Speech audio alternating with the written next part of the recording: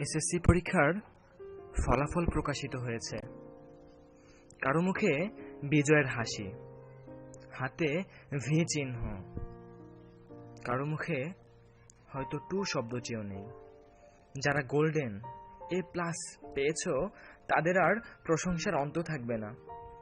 পাশের বাসার আন্টি এসে তোমার আম্মুকে বলবে, ভাবি আপনার ছেলেটা তো খুব ভালো, আপনার মেয়েটা তো খুব ভালো, মিষ্টি কোথায় ভাবি?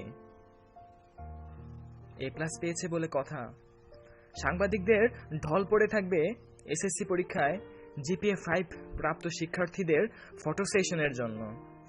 সবাই আনন্দ উল্লাসে মেতে থাকবে, কিন্তু ওই ছেলেটার বা মেয়েটার দুঃখ কেউ দেখবে না, যার কিনা স্বপ্ন ছিল নিজ যোগ্যতায় A+ পাওয়ার, কিন্তু কোনো একটা কারণে হয়তো তার A+ পাওয়া হয়ে ওঠেনি।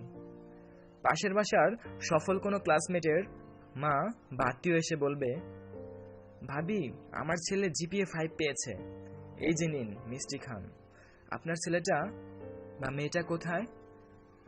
রেজাল্ট ভালো হয়নি বুঝি? তখন রেজাল্ট খারাপ করা ছেলেটির বা মেয়েটির আর ছেলেটির বা মেয়েটির বাবা মার কিছুই করার থাকবে না, শুধু সবার আড়ালে চোখের পানি ঝরিয়ে তারা কষ্ট নিবারণ করবে।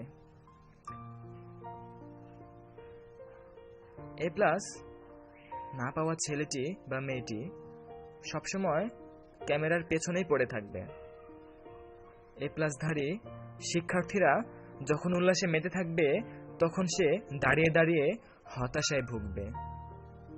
তার কষ্ট কেউ দেখবে না, তার কষ্ট কেউ বুঝবে না, কেউ না।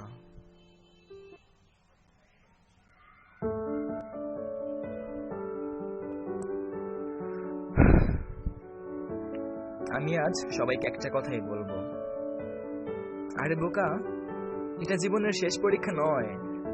জীবনটা 3 ঘন্টার কয়েকটা পরীক্ষার জন্য নয়। তোমার দুনিয়াতে একাডেমিক পরীক্ষাগুলোর আসল পরীক্ষা হলো কোন একটা পাবলিক ভার্সিটিতে অ্যাডমিশন পরীক্ষা।